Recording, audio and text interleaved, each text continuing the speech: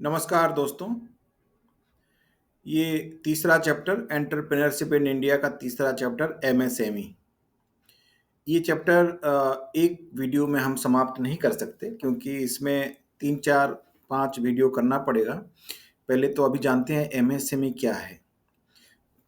फिर इसमें business formats क्या रहते हैं एमएसएमई शुरू करने के लिए।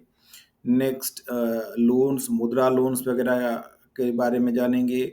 फिर पीएमईजीपी वगैरह जो स्कीम्स है उसके बारे में जानेंगे। उद्यम रजिस्ट्रेशन जो main important part of this MSME is, उसको जानेंगे। तो ये 3-4 चैप्टर हमको करना पड़ेगा, 3-4 वीडियो हमको करना पड़ेगा ये चैप्टर कवर करने के लिए। आइए जानते हैं एमएसएमई के बारे में।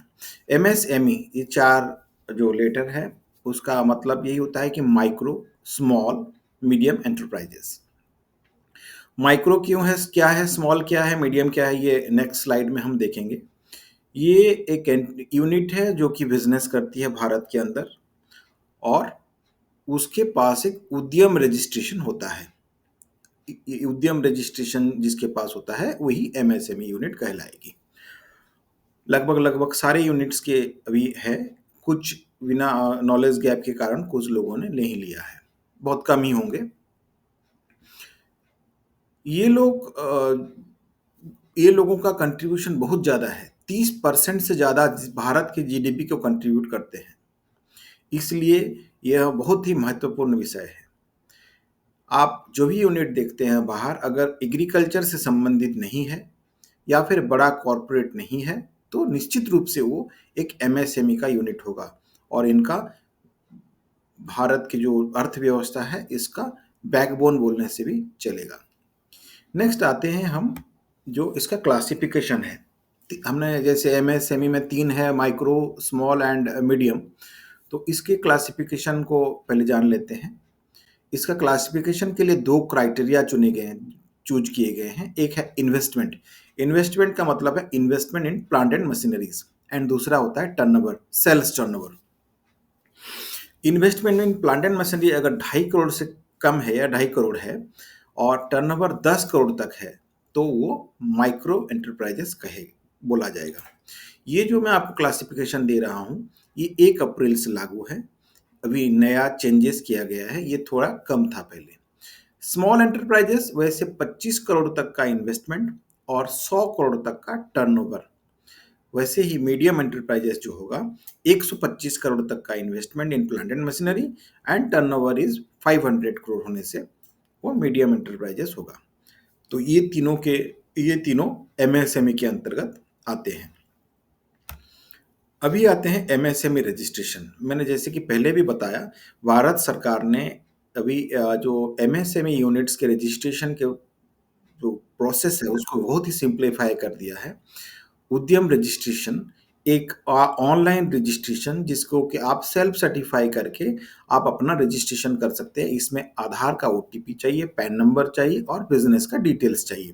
बिजनेस में कितने जन काम करते हैं, कहाँ पे आपका लोकेशन है, कौन सा प्लांट है, क्या काम करते हैं, ये सब और देने के बाद में आपको उद्यम रजिस्ट्रेशन मिल जाता है। बहुत this is very simplified. We will हम एक ठो वीडियो में एक डिटेल रजिस्ट्रेशन कैसे होगा उसको देखेंगे। एमएसएमई रजिस्ट्रेशन कर लिए। एमएसएमई रजिस्ट्रेशन क्यों करें हम, अगर कोई बेनिफिट ही ना हो कोई चीज़ का तो एमएसएमई रजिस्ट्रेशन करने का क्या फ़ायदा है। आप कहीं भी जाते हैं, कोई भी बैंक में जाते हैं, आपको अगर लोन चाहिए बिजनेस को एक्सपैंड करने के लिए, बिजनेस सेटअप करने के लिए, तो इट इज़ मतलब एमएसएमई रजिस्ट्रेशन होना बहुत ही ज़रूरी है। आपको वो पहले एमएसएमई रजिस्ट्रेशन मांगेगा। इसमें बहुत सारे लोन के विकल्प है आपके पास। पीएम मुद्रा लोन जो 20 लाख तक है उसमें जा सकते हैं, स्टैंड अप इंडिया में जा सकते हैं, वैसे पीएम एफएमई में जा सकते हैं, पीएम ईजीपी में जा सकते हैं। गवर्नमेंट स्पॉन्सर्ड बहुत सारे स्कीम्स हैं। वैसे दूसरा जो फायदा है पीएमईजीपी, पीएमएफएमई और दूसरे भी स्कीम्स हैं जिसमें कि आपको डायरेक्ट कैपिटल सब्सिडी, आपको जो लागत लगी है बिजनेस एस्टैब्लिश करने के लिए उसका सर्टेन एक परसेंटेज है, उसका डिफरेंट डिफरेंट क्राइटेरियाज के लिए डिफरेंट डिफरेंट परसेंटेज है, उतना आपको सब्सिडी के हिसाब से आपको पैसा मिल जाता है। तो आपको डेफिनेटली आपको एक बूस्ट मिलेगा। Next is working capital. कोई भी बिजनेस के लिए जैसे कि कैपिटल इन्वेस्टमेंट चाहिए, वैसे वर्किंग कैपिटल भी चाहिए होता है। वर्किंग कैपिटल मतलब जो रोजमर्रा में खर्च होते हैं, या फिर जो खरीदी करते हैं, जो लेबर पेमेंट करते हैं, उसको जो पैसा चाहिए उसको हम वर्किंग कैपिटल बोलते हैं। तो वर्किंग कैपिटल का जो लोन मिलता है और उसके ऊपर जो इंटरेस्ट लगेंगे उसमें भी कुछ कटौती, कुछ पैसों का कटौती आपको मिल जाता है अगर इसमें रजिस्ट्रेशन आपका होता है तो। कुछ ऐसे भी स्टेट्स हैं जिनके गवर्नमेंट्स आपको इलेक्ट्रिसिटी ड्यूटीज में और लैंड अलॉटमेंट में आपको प्रायोरिटी देता है, इलेक्ट्रिसिटी ड्यूटी में आपको कटौती देता है, तो आपको बेनिफिट मिल जाता है। गवर्नमेंट टेंडर के लिए आप एलिजिबल हो जाते हो जब आप इस रजिस्ट्रेशन को कर लेते हो। वैसे ही मैंने जैसे कि पहले भी बोला आपको लोन के बारे में, तो आप अगर एमएसएमई यूनिट हो तो आपको कोलेटरल फ्री लोन भी मिल सकता है। कोई आपको सिक्योरिटी देने की जरूरत नहीं है। अप टू 5 करोड़ सीजीटीएमएससी में आपको मिल सकता है, subject to condition of that bank. ISO certification, कोई प्रोडक्ट आपने मैन्युफैक्चरिंग किया है उसका आईएसओ सर्टिफिकेशन चाहिए। वो जो खर्च होगा, आईएसओ सर्टिफिकेशन का खर्च होगा, वो आपको गवर्नमेंट रियम्बर्स करती है।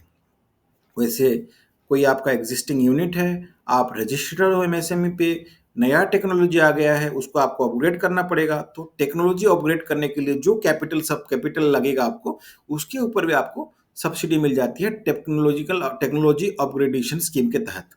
वैसे आप जब एमएसएमई में रजिस्टर्ड हो जाते हो तो आप जेम पोर्टल में भी अपने को रजिस्टर कर सकते हो, जिससे कि बहुत सारा टेंडर्स का प्रोक्योरमेंट वगैरह होता है।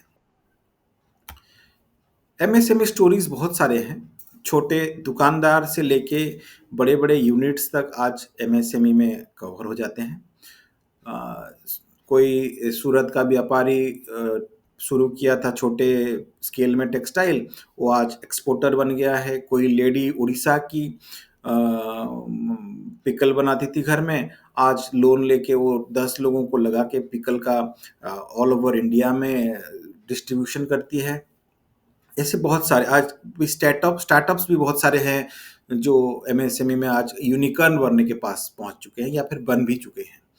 तो एमएसएमई रजिस्ट्रेशन इज मस्ट। आपको अगर बिजनेस करना है तो एमएसएमई रजिस्ट्रेशन करना है आपको। और इससे तो मैंने आपको सारे सुविधा बताए। तो इसमें मोटा मोटी हम समझ गए कि जो एमएसएमई यूनिट्स है भारत के बैकबोन है। नेक्स्ट चैप्टर में हम वही जो बिजनेस के कॉन्स्टिट्यूशन से डिफरेंट कॉन्स्टिट्यूशन उसको समझेंगे। Thank you.